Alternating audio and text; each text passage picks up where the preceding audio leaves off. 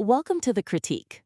WhyItB explores the origins and relevance of everyday brands and ideas, using AI as our creative partner. Context over hype, relevance over noise. Today, we're diving into a listener submission on the iconic Levi's brand. We're looking at its history, its product challenges, and its environmental goals. If you find this valuable, please like The Critique, subscribe to WhyItV, and let us know in the comments if you agree or disagree. And follow us on X and TikTok at WhyItV. Okay, so this material makes a really strong case for Levi's cultural relevance, but it also it highlights some vulnerabilities.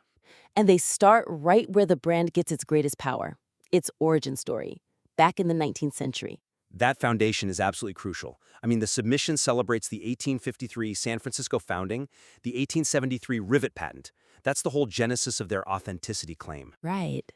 But I wonder if relying only on that heroic story, it kind of leaves the brand unprepared for the scrutiny that's coming. Scrutiny of what, specifically? Of the more complex, difficult historical realities that are part of the actual artifact record. That tension is exactly it. It's where we need to focus.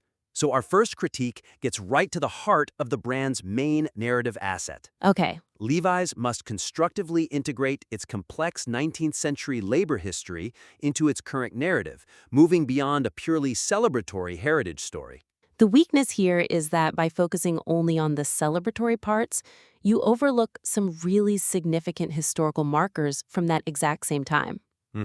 I mean, if you look at the really rare, high-value vintage jeans, the actual garments from the late 1800s, some of them have an internal pocket label, and it states, "the only kind made by white labor." And as the material rightly points out, that message appeared right after the 1882 Chinese Exclusion Act.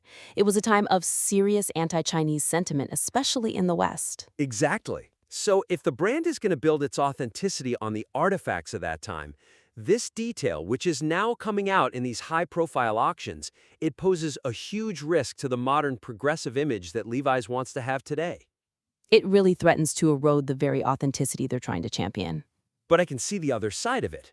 I mean, how politically difficult is it for a public company to actively bring up a potentially racist policy from 150 years ago? That's the challenge, right? But the suggestion for improvement here isn't to hide it. It's to acknowledge this complex past when you're referencing those vintage artifacts. So you frame the brand's subsequent actions, like reversing that policy and having company leaders speak out against racist national policy in the 1890s. You frame that as part of the brand's evolution. Exactly. It shows the brand isn't static. It shows that it's capable of learning. That process of contextualizing history is just so vital. It really is. It shifts the whole conversation from one of historical shame to one of historical growth. Yeah. For a concrete example, when the material talks about the crazy value of those vintage jeans, like that 1880s pair that sold for over $87,000, Right. you frame the discussion of the white label not as a failure, but as an uncomfortable truth about the context of that specific era. And the suggestion is to then contrast that sharply with how activists later adopted the brand during the civil rights movement, when denim became a symbol of equality. That contrast creates a much fuller, more robust narrative. It shows that authenticity isn't about being perfect from day one. It's about enduring and evolving. And that depth strengthens the material so much, which, that discussion of integrity, historical integrity, it brings us right to integrity in the product itself. That's a good transition, because the brand's legacy, it really relies entirely on the quality of the 501. But outside of that core product, the perception of quality seems to just fracture. Dramatically. Yeah, and that's a huge problem. Because once a brand loses trust in its product consistency, it undermines that whole legacy you just worked so hard to build. Which brings us to our second critique, which really addresses this consumer confusion. Let's hear it. The inconsistent quality experience across Levi's extensive product spectrum risks diluting the brand's core promise of durability established by the iconic 501. The weakness here is all about segmentation and how they signal it to consumers. I mean, the flagship products, especially the 100% cotton 501s, they still meet that high standard. Right. People say they last for over a decade. But consumer reports are full of issues with the lower-tier products you find in department stores. Failed zippers, sizing that's all over the place, thinner fabric. They differentiate the quality is just too subtle. It relies on these internal flags like the big E Levi's red tab for their premium line versus the small e Levi's for the other lines. And that subtlety is just not enough. It's too much work for the average person to try and figure out. Yeah, they're in a store, they're cross-shopping with Wrangler or Dickies, and they expect the Levi's brand promise to be right there, obvious. If they buy a subpar product with that same logo, the whole brand's credibility takes a hit. So how do you make the quality visible? The suggestion for improvement is to create easily identifiable, highly visible quality markers, or indexes. Something that explicitly links the product line to its expected lifespan. So you're assuring consumers that they're buying the real Levi's standard of durability, not just a fashion item that looks the part. Exactly. And I can see the risk, though. If you make too many distinctions, you might just confuse the market even more. But if you make too few, you dilute the quality. The solution has to be simple, instantly recognizable. Okay, so what's a concrete example? Introduce a clear visual badge, maybe a 100% core durability logo or something, and put it prominently on all the garments that are comparable to the Heritage 501. And for those lines, you'd explicitly call out the construction, like no stretch, button fly only, 14-ounce denim, right on the hang tag. Yes, instead of relying on a tiny difference on a fabric tab, this kind of transparent indexing, it doesn't just manage expectations, it helps justify the higher price point against those mass market competitors.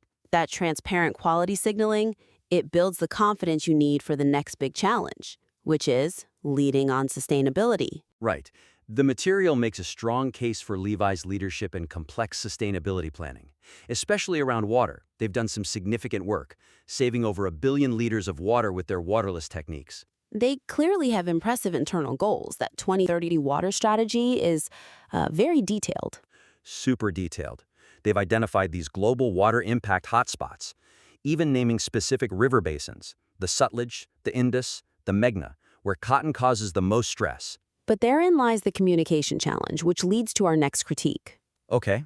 While Levi's demonstrates leadership in internal sustainability reporting and water mitigation, the complex data must be translated into a simpler, emotional narrative to drive consumer engagement and brand relevance. The weakness is that these huge, impressive metrics, 1 billion liters saved, all this complex river basin data, it's all stuck in corporate reports. It's just too difficult for the average person to connect their individual purchase to these incredibly complex supply chain efforts, especially when it's happening so far upstream with Tier 4 suppliers, where the cotton is actually grown in places like Pakistan and India. That's the whole issue. It's abstraction versus personalization. So the suggestion for improvement is to mobilize the consumer by transforming that localized environmental risk data, that scientifically rigorous basin information, into clear, accessible, and personalized stewardship metrics. And link it directly to each garment purchase. That's fascinating. But doesn't that risk oversimplifying what is very complex, localized data?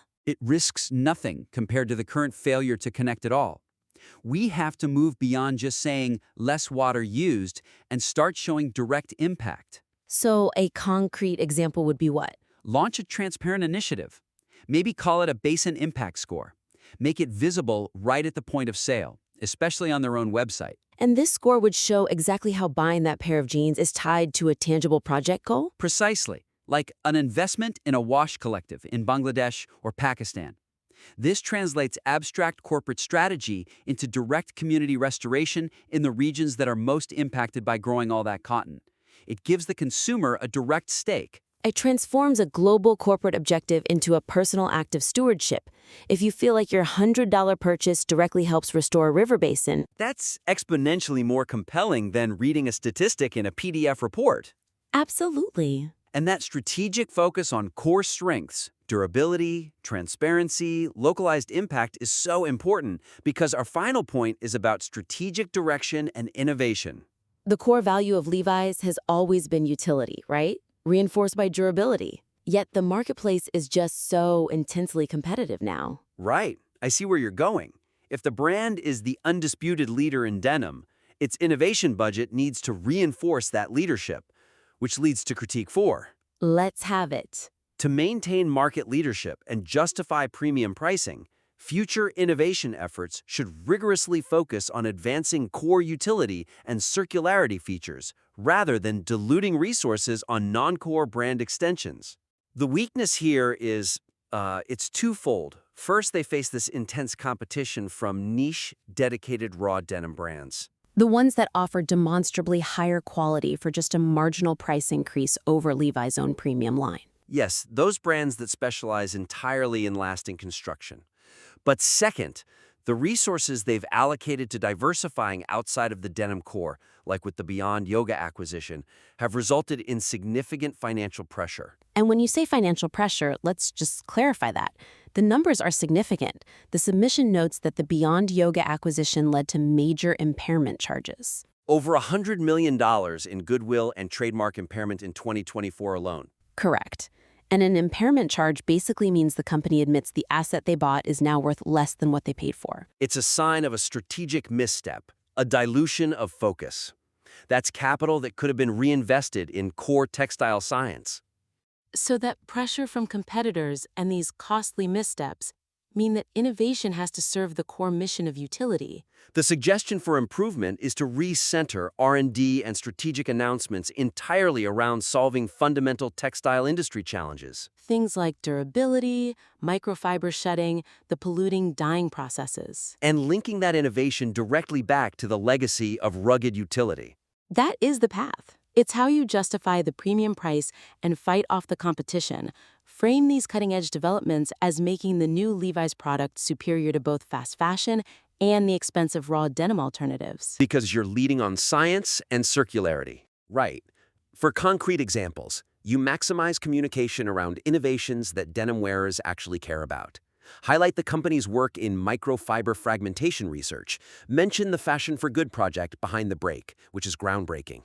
Or actively promote the piloting of waterless dyeing technologies at supplier facilities, like Arvind.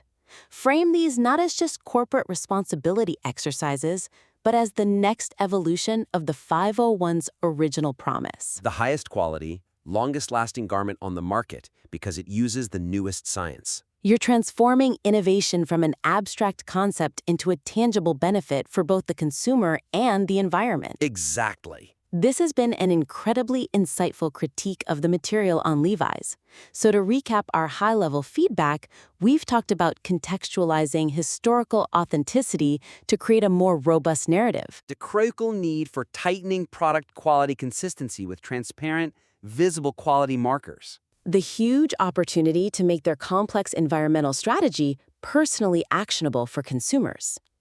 And finally, the necessity of focusing innovation efforts rigorously on core utility. The key actionable steps are ensuring transparent quality identifiers beyond vague labeling, incorporating historical complexities to show the brand's evolution, and translating that sophisticated water strategy data into consumer-facing impact scores linked to priority basins. This critique is part of the WhyItTV Levi's topic series.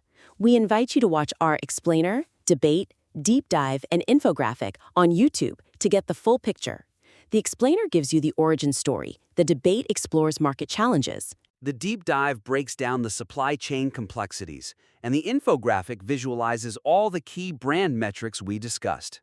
Remember, new WhyItTV topics drop first on YouTube every Friday at 11:59 p.m. with short-form clips released daily on TikTok during the following week. If you found this discussion valuable, please like, subscribe, and continue the conversation in the comments. We really encourage thoughtful discussion, especially if you disagree with any of our points. We love helping people improve their work, and we look forward to reviewing your next submission.